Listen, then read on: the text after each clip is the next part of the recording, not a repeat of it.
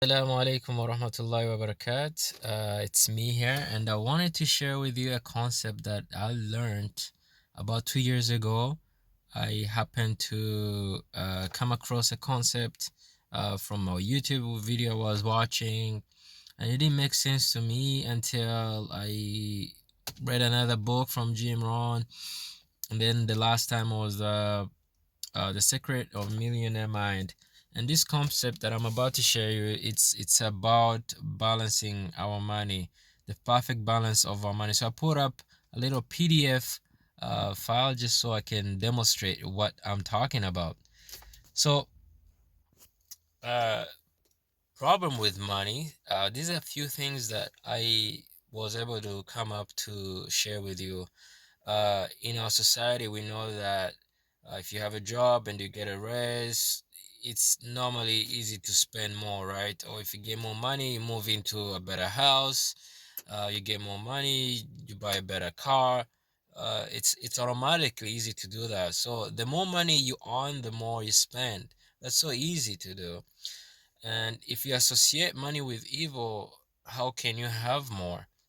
So a lot of us, maybe you may have a association with money with evil. Let's say, for example, it would have been someone a saying you've heard that rich people are evil, rich people are bad. Then you cannot become one if you think like that.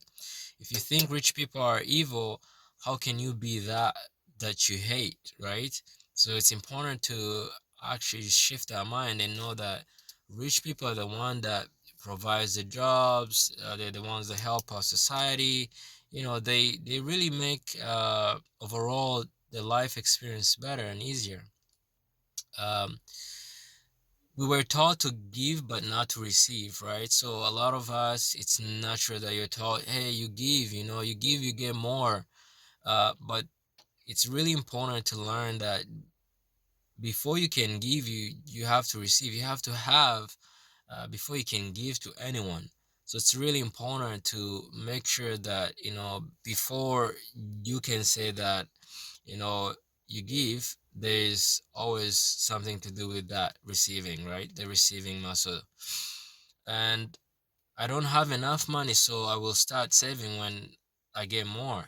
Some people are like, you know never mind about this concept, for example, that I'm sharing here with you. When I get more money, that's when I will what? That's when I will end up then saving.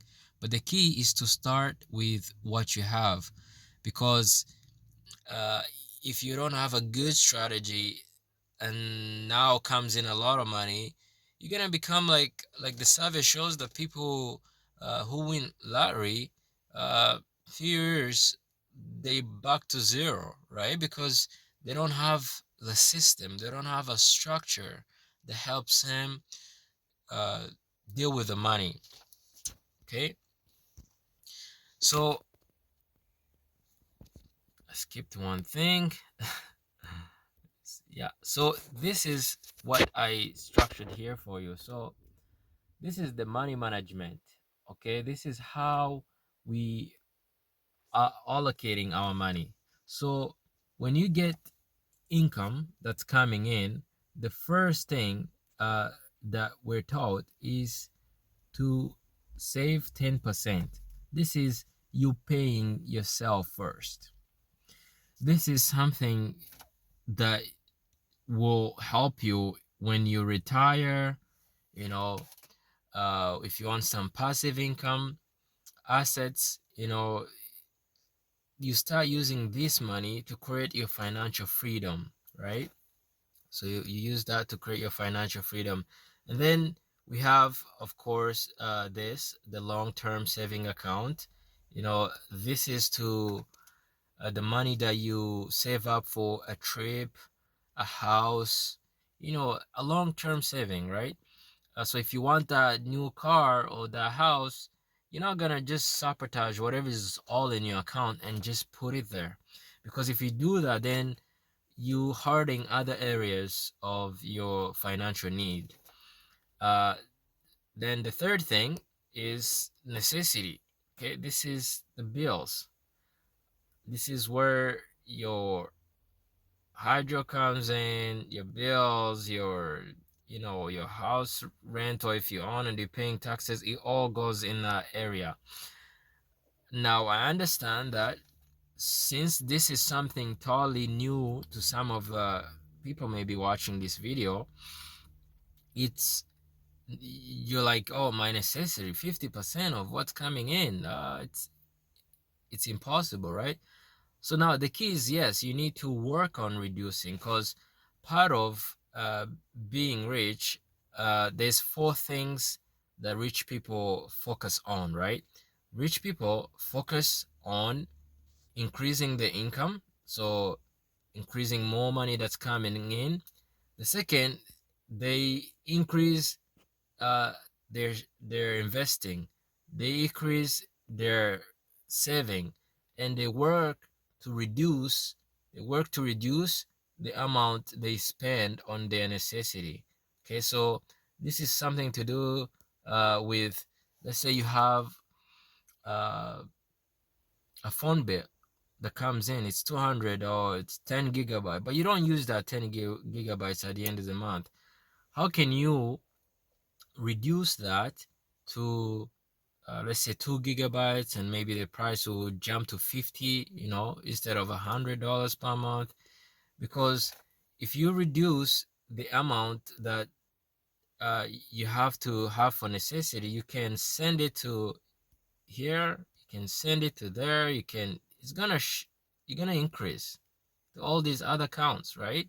Which is great, because then now you have more money to invest, more money to save, more money to do other things. So the third thing is to make sure we have this, the play account.